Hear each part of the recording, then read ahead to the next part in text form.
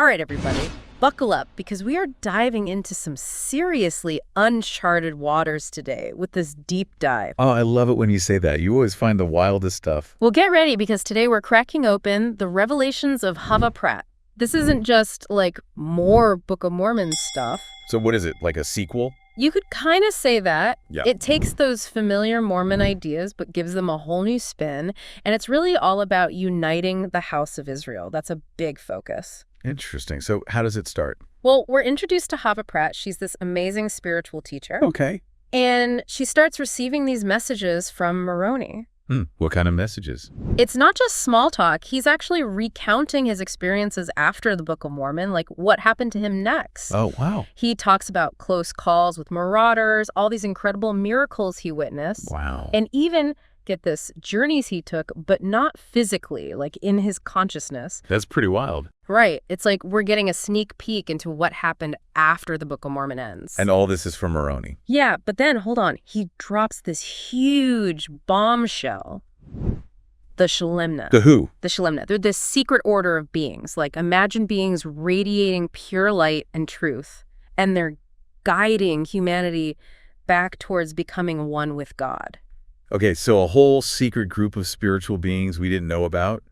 What's their deal? It makes you wonder, like, is there this whole spiritual hierarchy we're not even aware of? Yeah. Is there hidden knowledge that we need to find to really progress spiritually? That's a big question, right? Like, how much do we really know? Exactly. And these revelations suggest the Shulemna are like messengers or maybe even guardian angels who are trying to nudge us towards a deeper understanding, you know? Toward this oneness with God that the Revelations talk about. Right. But there's this catch. There's always a catch. And this time it's Satan. Satan, who's that? Oh, Satan is like the ultimate bad guy in this story. Oh. It's not just some vague idea of evil. It's like a force, almost like a living thing, embodying everything that pulls us away from this holy order Moroni keeps talking about. So, like what?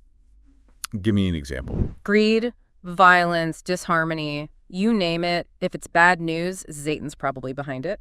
Oh, I see. And Moroni, he doesn't hold back. He straight up says Satan's influence is what brought down his own people. And he even hints that our modern society is, well, not doing much better. Yeah, I can see that. When you look around at the world, it's hard not to see all that greed and disunity playing out. It's kind of a scary thought, right? Like, are we headed down the same path? That's the question, isn't it? Like, what can we even do about it? If this Satan is so powerful, how do we fight it? Well, that's where these revelations get really interesting because they don't just present a problem, they actually offer a solution. Okay, I'm listening. And the solution, according to these writings, is rituals and covenants. But not just any rituals. These are super specific pathways, almost like a step-by-step guide to overcome Satan's pull and move towards that oneness with God we were talking about. So they're like the key to breaking free from this fallen world and stepping into a whole new spiritual order. That's exactly it. And these rituals, they're not just presented as tradition, they're like tools, spiritual technology. Spiritual technology. Yeah, like they can unlock these deeper levels of understanding and connection if you use them correctly, you know? Okay, now that's interesting. So what kind of rituals are we talking about here?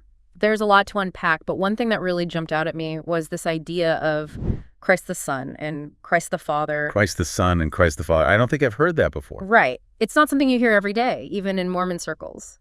But it's central to these revelations. Okay, so explain it to me. What's the difference? It's like accepting Jesus as the Son is important, sure, but it's only the first step. The real goal, the ultimate goal, is this deeper union with Christ the Father, which represents becoming completely one with the divine. So there's like levels to it. That's what it seems like. And to get to that level, to achieve that oneness, you need the guidance of these Shulemna and those specific rituals. So it's like spiritual evolution, kind of. You have to go through different stages. Yeah, that's a great way to put it. Moroni even says that the work of Christ the Father can't even begin until Christ the Son is fully integrated within us.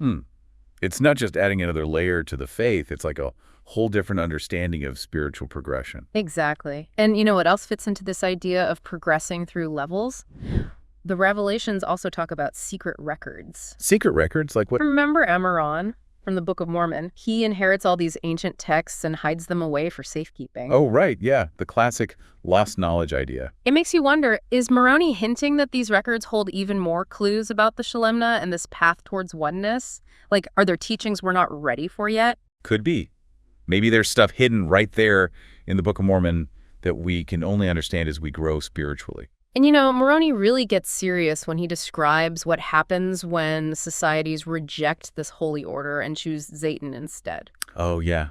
What does he say? It's not a pretty picture. He really lays it out with all these vivid images. And it's not just him preaching. It's a warning coming from his own experience, from watching his own people get destroyed. So he's saying we're making the same mistakes. Yeah, he's saying we're on a similar path unless we wake up and see how Satan's influencing us. Okay, that's intense. But how do we even see that? What are the signs of Satan? How do we recognize it in our lives? Well, he points to things like, the obvious stuff, rampant greed, violence. Okay, yeah. But also systems that put individual gain over the well-being of everyone. That's interesting. He's critical of anything that tries to measure and commodify the Earth's resources instead of seeing them as gifts from God that we should be sharing. Yeah, I can see that. Like, it's about changing how we see the world, shifting our values. Right. There's this one part that really blew my mind. He connects the introduction of weights and measures to Satan. Weights and measures. How? He sees them as tools to control and divide resources. Like, think about it. Instead of sharing freely, we start measuring everything, putting a price on it, and that creates scarcity and competition. That's a really different way of looking at it, framing those everyday concepts in a spiritual context. It makes you think, right? If Satan represents this fallen world, how do we even begin to untangle ourselves from its influence? It's easy to talk about these spiritual ideals, but how do we live them out in a world that seems to reward the opposite? That's a really good question. It's one thing to say, be more generous, be more unified. But how do you actually do that when everyone around you is focused on getting ahead, on getting more for themselves? It's tough. It's a real challenge, no doubt. It's like we're constantly bombarded with messages that contradict these values of unity and sharing. Yeah, you're right. We're told to buy more, achieve more, be more successful. And all of that just feeds into that Satan energy, right? Exactly. And Moroni keeps coming back to this one specific event, the Feast of Tabernacles. He doesn't just see it as another holiday. Right. He links it directly to this idea of being sealed into God's family and temple. And those who don't participate, well, he suggests they're cut off from the divine. So it's not optional. You have to participate. It sounds pretty serious. He even names a specific location, Aman, as the dwelling place of the Godhead, the ultimate destination for those who achieve oneness. Wow. So active participation in these rituals, it's not just a nice thing to do, it's fundamental. That's what it sounds like, yeah. And he keeps coming back to this idea of oneness with the divine and how the only way to achieve it is by actively engaging in these specific rituals. It's not a passive faith, it's a pursuit, an active pursuit of connection. It's about aligning yourself with something bigger than yourself, becoming part of this flow, this current that comes from the fathers, as he puts it. Right. And he specifically mentions Moses and Elijah as key figures in preparing for Christ's second coming. So it's not just about individual salvation. Oh, interesting. So it ties into that bigger picture, the destiny of the house of Israel. Exactly. It's their job, according to Moroni, to gather and bind Israel together for Christ's return. So yeah, spiritual preparation, it's a group effort. I like that, a group effort. It makes it less daunting somehow, knowing you're not alone in this. Absolutely. And then get this, we have this whole section written from the perspective of another Shulemna named Shulam. Okay, so not just Moroni talking this time. Right. Shulam tells their own story, detailing their journey to enlightenment, but it's in the middle of all this chaos and destruction. Oh, wow. So what happens? What's their story like? Well, for one thing, it reinforces this idea that spiritual awakening is possible even in the darkest of times. Even when everything seems to be falling apart, there's still hope. That's encouraging. Right. And Shulam experiences all these profound miracles, receives guidance from Moroni, and ultimately transcends their physical limitations, becoming like this literal beacon of light and truth. So this is an example of what's possible. Yeah, exactly. If we align ourselves with this holy order, can we tap into that same power? It's time to think about, what kind of miracles did Shulam experience? All sorts. Shulemna talks about miraculously feeding their entire group, having clothes that never wear out, No way. and even encountering enemies who are either paralyzed with fear or just can't even see them. Wow, that's wild. Like they're operating on a whole different level. It's like they're on this different plane of existence where the normal rules don't apply. It makes you wonder, if we could tap into that level of spiritual power, what would be possible? It's pretty amazing to think about, right? And what really stood out to me was Shulem's emphasis on unity and communal living. Oh, how so? They described their group coming together, sharing everything they have, supporting each other through incredibly tough times, you know? It's like that idea of the united order that Moroni talks about, right? Yeah, exactly. It's not just a nice idea, it's a practical necessity for spiritual growth. We're stronger together, we can achieve more when we work together, share the burden, and support each other's journey. Makes sense. Like, it takes a village, but a village on a spiritual mission. Exactly. And then there's this whole concept of Roshan, which Shulem describes as this divine light and holiness flowing from the fathers, and it permeates all of creation. So, like, the source of everything good. Yeah, it's the source of life, abundance, spiritual power. Everything good comes from Roshin. Wow, that's powerful. And by aligning with God's holy order, we can tap into that. That's the idea. We become conduits for Roshan, radiating its energy out into the world. Like a spiritual network, connecting everything back to the source. Exactly. And Zayton, well, Zayton is like a corrupted form of Roshan. It's spiritual decay leading to darkness and death. Oh, I see. So it's this battle between light and darkness, life and death, playing out all around us. And we're right in the middle of it. These revelations, they're like a roadmap to spiritual transformation. But with some pretty intense terrain, right? One thing that stuck with me is how Moroni connects Roshan to achieving true spiritual enlightenment. Right, like it's the key to unlocking our full potential. He even suggests that it holds the power to overcome death itself. Whoa, that's a big claim. Overcoming death, you mean like literally? Yeah, like transcending physical death. Wow, so how do we tap into this Roshan? Is it just like being a good person? Well, it's not quite that simple. It's not like you just absorb it passively. Okay, so what do we have to do? The Revelations talk about specific rituals and practices that act as conduits for Roshan. Conduits. Yeah, like imagine them as channels that allow this divine energy to flow through us. Interesting. So we have to actively do something to connect with Roshan. Exactly. It's not enough to just believe. We have to put those beliefs into action, engage in these specific practices if we want to tap into that power. And what kind of practices are we talking about? Well, Moroni specifically highlights celestial plural marriage and the united order as being crucial. Whoa, hold on. Those are pretty controversial topics, even within Mormonism. I know, right? And that's what makes these revelations so fascinating. They're not afraid to push the boundaries, to make us rethink those traditional beliefs. It's like they're taking these familiar concepts and giving them a whole new meaning. Exactly. Moroni even suggests that those who aren't willing to fully embrace these practices are essentially choosing Satan over God. Wow, that's a pretty serious statement. Like, there's no middle ground. It really highlights the importance of aligning our actions with our beliefs. Yeah, you can't just say you believe something, you have to live it. And that's where the idea of sacrifice and commitment comes in, letting go of those worldly attachments and fully dedicating ourselves to this holy order. It's about putting the spiritual above the material. Right, and that's where the united order fits in. Oh yeah, the united order. So what's Moroni's take on that? He sees it as essential for overcoming the influence of Satan. It's about pooling resources, sharing burdens, creating communities where everyone's needs are met. So like a complete shift in how we organize society. It's a radical concept, especially in a world that's so focused on individual success and accumulating wealth.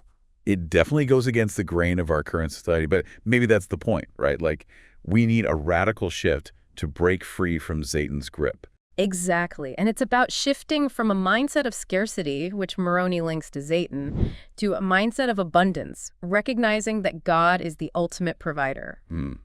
That's a powerful idea. Trusting in abundance rather than fearing scarcity. But is it even possible? I mean, can we really achieve something like the united order in our world? It seems almost utopian. But even as an aspirational ideal, it gives us something to strive for, a framework for creating a more just and compassionate way of living. It's about creating a society that prioritizes spiritual growth and communal well-being, which is pretty radical. It is radical, but also incredibly inspiring. And Moroni seems to be saying that this shift in consciousness, this move toward unity and sharing, is essential for ushering in Christ's second coming. So we have an active role to play. We're not just sitting around waiting for things to happen. That's what it seems like. We have to prepare ourselves and prepare the world for his return. That's a pretty big responsibility. It is. But it's also empowering. We're not just passive bystanders. We have agency. Our actions can actually make a difference. It all comes back to that concept of free will, right? We always have a choice. Satan or this holy order. Exactly. Do we choose greed or generosity? Fear or love? Separation or unity? Those are the choices we make every single day. And the fate of humanity, according to Moroni, depends on what we choose. It's a lot to think about, that's for sure. I have to admit, I'm still trying to wrap my head around all of this. These revelations are so complex and thought-provoking. I know, right? It's like they're opening up a whole new way of seeing the world. It's challenging our assumptions, expanding our awareness, and making us question everything we thought we knew about spirituality and our place in the universe. And amidst all this complexity, Moroni keeps emphasizing the Book of Enoch as being essential for truly understanding these revelations. Oh yeah, the Book of Enoch. That's an interesting connection. What's he saying about it? He's basically saying it's like a key that unlocks deeper layers of meaning. Like a decoder ring. Exactly. The Book of Enoch, with all its mystical visions and angelic encounters, it offers these insights into how the universe works, and it aligns surprisingly well with what Moroni's revealing. Like it's all connected somehow, these ancient texts and these new revelations. Right. Even the account of the fallen angels in Enoch, it seems to connect with what Moroni says about Satan's rise to power. Oh, wow. That's a fascinating parallel. It's like there's this deeper story playing out behind the scenes, a cosmic drama with roots that go way back. It's amazing to think about. And Moroni even hints that he can guide us, help us understand the secrets of the Book of Enoch if we're ready for it. So he's like a spiritual mentor, offering to lead us through this ancient text and reveal his hidden connections to these revelations. It's like we're being invited to go on a spiritual quest, deciphering ancient codes, searching for lost knowledge, uncovering these hidden truths. That's such a cool way to think about it. It taps into that human desire for understanding, for meaning, for something beyond the ordinary. And both the Book of Enoch and these revelations, they offer a glimpse into this realm of spiritual mysteries and cosmic secrets just waiting to be discovered. I'm in. Where do we start? Well, one of the most intriguing concepts they both touch on is this idea of overpowering death through specific rituals and covenants. Overpowering death. Okay, now we're getting into some serious territory. It's not just about physical death, though. It's about overcoming the spiritual death that comes from being separated from God. That makes sense. It's about achieving this state of enlightenment and unity that goes beyond the limitations of this physical world. Exactly. It's like they're saying death isn't the end, it's a transition to a higher state of being, and we can prepare for that transition, even experience a kind of pre-death resurrection through specific practices. Wow, that's a lot to take in. So we can actually experience a kind of resurrection before we physically die. That's what these texts suggest. Through spiritual purification and aligning ourselves with this holy order, we can tap into a power that transforms us. Like a spiritual upgrade. Yeah, it's like we can overcome the limitations of our physical bodies and operate on a higher level of being. Okay, I'm starting to get it. But how do we do that? What are those specific practices? Well, they describe those who have achieved this as being filled with light, having the power to rend the heavens. Wow, that's powerful imagery. It's like they become these radiant beings. Exactly. And it suggests that through this process of spiritual refinement, we can tap into a source of divine power that radiates outward, changing not just ourselves, but the world around us. That's a beautiful idea. It's like we become these beacons of light shining out into the darkness. It's a journey of transcendence, shedding those limitations of the ego and merging with the divine. It sounds amazing, but also incredibly challenging. It's not for the faint of heart, that's for sure. It requires courage, commitment, and a willingness to embrace the unknown. But the potential rewards, as described in these revelations, are immeasurable. It definitely makes you rethink your own spiritual journey, doesn't it? It's like, what if death isn't the end, but a doorway to something even greater? It's a mind-blowing concept. These revelations really challenge us to expand our awareness and explore the depths of our spiritual potential. So where do we go from here? How do we take all of this incredible information and apply it to our own lives? That's the question, isn't it? And there's no easy answer, no one-size-fits-all solution. Right. Everyone's path is unique. But maybe the first step is just being open, allowing ourselves to be challenged by these ideas and exploring the practices that resonate with us. It's about taking that first step, even if we're not sure where it will lead. and trusting that guidance will be revealed along the way. It's about embracing the mystery, the unknown, and all the amazing possibilities that lie ahead. And speaking of possibilities, I think it's time to get practical. Yeah, let's bring this down to earth a bit. It's a lot to take in, all these secret orders, cosmic battles. Ancient texts, overcoming death. Yeah, it's mind-blowing stuff. But you know what sticks with me the most through all of it? What's that? That call for unity, for really transforming ourselves spiritually. Right, like breaking free from this messed up world and stepping into something better. Yeah, something higher, more aligned with what God wants, you know? I feel that. It's a message that really hits home right now, especially when you look around and see how divided everything is. For sure, these revelations, they're offering a way forward, a way to heal those divisions and build something better, a society that's more just, more compassionate, and really in tune with spiritual principles. That's a beautiful vision, but how do we even begin to make that happen? How do we take these big ideals and turn them into reality, like in our everyday lives? It's easy to talk about unity and spiritual growth, but how do we actually live it out? That's the challenge, right? It's like, okay, we get the message, but how do we put it into practice? Maybe the first step is just becoming more aware, like really paying attention to the choices we're making every day. What do you mean? Like, are we unknowingly supporting this Satan energy? Oh, I see. Are we buying into systems that are all about greed and inequality?